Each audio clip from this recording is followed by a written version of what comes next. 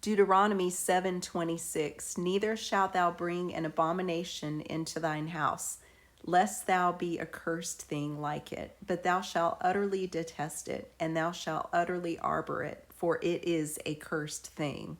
I wanted to share some of the things which I found surprising while learning about different objects and what I personally felt a conviction to remove from my home. If you have some of these items, it's worth praying about.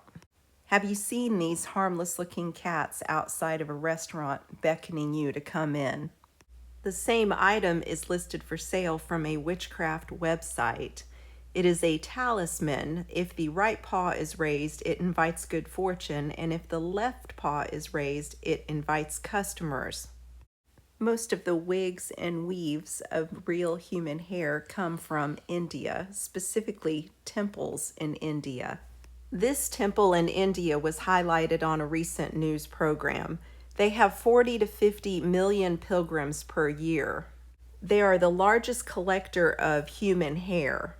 This woman went to the temple to have her hair shaved because her husband was drinking and her children were doing poorly in their studies.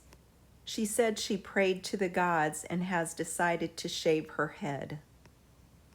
Because long hair is considered to be beautiful by the women, they consider it a really high sacrifice to their gods.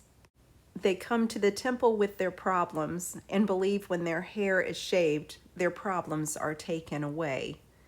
And that gives them peace of mind, and they hope an answer to their prayer. The hair that sits on the ground at the temple is big business. That hair is then purchased, sent off for processing, and ultimately worn on someone else's head. Shop. I see the eyes gleaming with happiness, and they see so much hair. Their joys, you can't see how joyful they are, because they think their beauty is enhanced by this wearing this hair phenomenally. The following news clip was out of Memphis after 4 people had been murdered related to hair extensions. Whoever hair I was wearing on my head, that heifer had a bad omen. And that bad omen followed her from India and came on top of my head. And I took on her spirit. This next one may be difficult for some, but I would ask that you at least pray about it and look into it. The man on the left is named Caesar Borgia. It is said he was the inspiration for the pictures we have of what Jesus looks like now. He's the illegitimate son of Pope Alexander VI and his mistress. Although the old-style depictions are beautiful, there is a resemblance. The 10 Commandments are listed in Exodus 20 among a few other places. Thou shalt not make unto thee a graven image or any likeness of anything that is in heaven above or is in the earth beneath, or that is in the water underneath the earth. Thou shalt not bow down thyself to them nor serve them. It's worth considering when you look at how we actually bow down before a cross. The definition in Blue Letter Bible of cross includes not just a cross, but it could also be an upright stake, especially a pointed one, used such as in fences or palisades. The goddess of victory, who has a pair of sneakers named after her. She was the goddess of victory over many fields: art, music, war, and athletics. She's mentioned in this ode about wrestling. If you notice the name of her mother's name is not just the name of a rock band from a while ago, it's also the name of a river that's said to run through hell, specifically one of 5 rivers that separates Hades from the world of the living. Also within that family line is this name, which is very similar to ocean. So there's a connection from an ocean to a river. Is that perhaps what they talk about with the marine kingdom? The logo resembles the swoosh. This is from the Nike website, Never Done Leaving a Mark. And they showcase their Goddess of Victory shoes for $199. The temple to her still stands today. That slogan, "Just do it," is based on the words of an executed murderer, his last words. This is another connection to sports from the official Olympics page. I will not read what it says. I'll leave that on the screen and let you read it for yourself.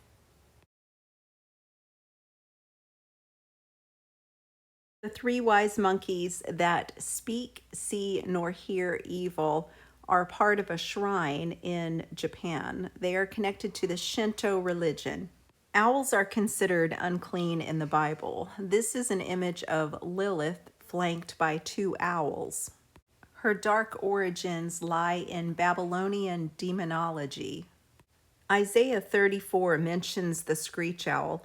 If you look at the definition of that, it's Lilith, and the meaning is Lilith. In fact, some have taught that the terror by night in Psalm 91 is actually referring to the night demon, Lilith. While they might be a cute collectible, their connection with the night demon in the Bible and Lilith perhaps should not be a good place on your shelf. It is conjectured the first masks may have been used by primitive people to associate the wearer with some kind of unimpeachable authority, such as a deity. Masks are believed to be the spirits or ancestral deities. When worn, the wearer becomes the spirit that the mask represents. Masks are popular souvenirs to bring back from various vacation spots. I had a collection of masks on the wall as a girl. Some of them look like this, and some of them were tribal masks. Now that I know what they represent, I no longer have them. At one time, I also had a statue that I thought was just of a lovely young woman. It turns out it was the goddess that the Ephesians worshipped in the book of Acts. This next one is not going to be popular, so I will read the definition. Yoga is a Hindu spiritual and aesthetic discipline, a part of which including breath control, simple meditation, and the adoption of specific bodily postures is widely practiced for health and relaxation. The yoga widely known in the West is based on Hatha Yoga, which forms one aspect of the ancient Hindu system of religious and ascetic observance and meditation, the highest form of which is Raja Yoga, and the ultimate aim of which is spiritual purification and self-understanding, leading to samadhi or union with the divine. The definition of samadhi is the highest state of mental concentration that people can achieve while still bound to the body, which unites them with the highest reality. The Eckhart Yoga website takes a look at some of the sacred yoga poses. Their own website says it depicts the deities revered in yogic and Hindu culture. Their website says, as a way of connecting to, revering, and paying respect to deities, many yoga postures represent not just what the deity looks like, but also everything they stand for. As we practice the posture, we put our focus on the energy and the essence of the deity and look to embody their qualities. This is another decorative item I once had. There's a rather long list of solar deities online if you would like to look that up. I hadn't given a lot of thought up to that point about the commandment where you are not supposed to have a likeness of anything that is in heaven above, the earth beneath, or in the waters beneath. Dream catchers are said to protect people who are sleeping from bad dreams. Supposedly, the bad dream is caught in the net. Another area that could potentially open doors includes movies and books. This particular documentary was at one time my very favorite one. I lost the video and actually bought a replacement. The premise is focusing your intention on what you want, and what you want is manifested into a reality. Unfortunately, that's very similar to the way witchcraft works. Documentaries suggest using what's called a vision board, which is a board you create that has pictures and words where you can focus your intention, the law of attraction, for what you want. While researching for this, I see the creators now have something called a manifestation card deck, which helps you to manifest what you want to have happen. I can honestly say I'm glad that wasn't available when I was younger because I probably would have bought that too. While looking at movies, it's worth noting the horror film Rosemary's Baby had Anton LaVey serving as not just a technical director, but he also played the role of the devil himself. That man was the founder of the Church of Satan. Use good judgment with what you are reading and what you are watching. Also, look out for the children around you. Though many would argue it's just harmless fun, it's a very dangerous door that you really should not open. I was probably about 10 years old when I opened this door. We were staying at a family friend's house, a Christian family friend's. Underneath the bed was a Ouija board. We were told not to play with it, but being children, who's going to listen to that? After all, the company who makes the board is headquartered in Salem, Massachusetts, home of the witch trials. Responding in a cryptic fashion, it appeared to me the board did work. It worked so much it freaked me out, and I never played again. I was told later the people who lived in that home had to rearrange the furniture in the living room because while they watched TV, out of the corner of their eye, they would see a little boy about 6 years old crossing through the hallway quickly, wearing a striped shirt. How often in life do we deal with problems that way? Rather than destroying something at the root cause, we simply rearrange things so we don't have to look at it anymore. While I never saw what could be described as a ghost child crossing the hallway near where I had used the Ouija board, I have no reason to doubt the family who lived there. This is a totem pole. It's a tourist attraction in many places. A totem is described as a spirit being, a sacred object or a symbol that serves as an emblem of a group of people. A Kachina doll is another item I once had. They are a representation of a spirit being. Worry dolls were popular items when I was a little girl. Before you went to bed, you would tell the dolls your problems, and supposedly while you were asleep, they would help solve them. The origin for the legend of them are a princess received a special gift from a sun god which would allow her to solve any problem a human could worry about. For the story of that princess, she was known as a creator goddess formed out of 4 earlier gods. She was one of 13 creator deities who helped construct humanity. A fairy is a small imaginary being of human form that has magical powers, especially a female one. Some of us grew up with Tinkerbell, and as an adult, we might want to take up a fairy garden. It seems innocent enough, but when you look at what it represents, is it okay? In the story of Tinkerbell, she tried to have Wendy killed. This is an Egyptian ankh. Some people have confused it with a different form of a cross.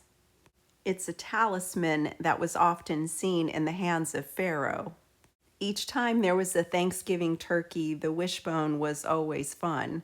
We would put it under the table, and between my brother and I, we would pull it to see who got to make a wish. In ancient Italy, it was believed chickens held magical powers. The person who got the larger piece would have good luck or a wish granted. Have you ever wished upon a shooting star? That originated from Ptolemy. It was said the stars were a sign that the gods were listening to our wishes. Blowing out candles and making a wish, that's rooted in Greek and German customs, believing to send wishes to the gods to signify the light of life with an extra candle for good luck. Sometimes it's not just the object, but the way the object is used. An example is in the fairy tale Snow White. A mirror is used as a scrying mirror. That doesn't mean all mirrors are bad, but in that instance, it was used for divination. Likewise, just because something says it's Christian does not mean it is. You cannot have seances or biblical tarot card readings as a Christian. This is an intuitive reading, it's called. Pretty much it's fortune telling with a Christian name on it. There's a number of websites which sell items geared toward Christians. Just because something says it's Christian, don't believe it. Use discernment. The last thing I want to look at are ashes. I never intended to have ashes for family members in my home, but I ended up with them and I never got around to dealing with them for their final disposition. I've heard teachings that say you should not have them in your home. Mostly it's because it causes you to have dreams about the family member. I can't say that's the case. I've had some dreams about the family members, but how much of it's normal and how much of it's because their ashes are there, I would not know. I did talk to someone who works in a cemetery, and they told me a lot of people have ashes in their homes initially as a comfort measure, but they've had people bring ashes in asking to have them buried because they hear things, see things, or have weird things happen. I personally know someone that did this exact thing. During their lifetime, it was a husband and wife couple. They argued about the television. The husband wanted it on, the wife wanted it off. He would turn the volume up, she would turn the volume down. She died first, and he brought her ashes home and put her ashes on top of the television set. During the night, he said the TV set would turn on by itself and the volume would change up and down. So he took her ashes to the cemetery and had them buried. And I was told that stopped after that happened. I've also decided it's time for me to deal with these, and that's something I'm currently in the process of doing. So having said all this, I don't think we should be paranoid. We have Christ. I would encourage you, however, to take a look around your homes and your lives and see what you need to remove from your lives. Perhaps also repent for some of the things that you may have or may have done. This is something I had to do for some of the things that I have talked about in this video. I pray also you'll look at your traditions and the things you've done and look at the origin of them and find out why you do them.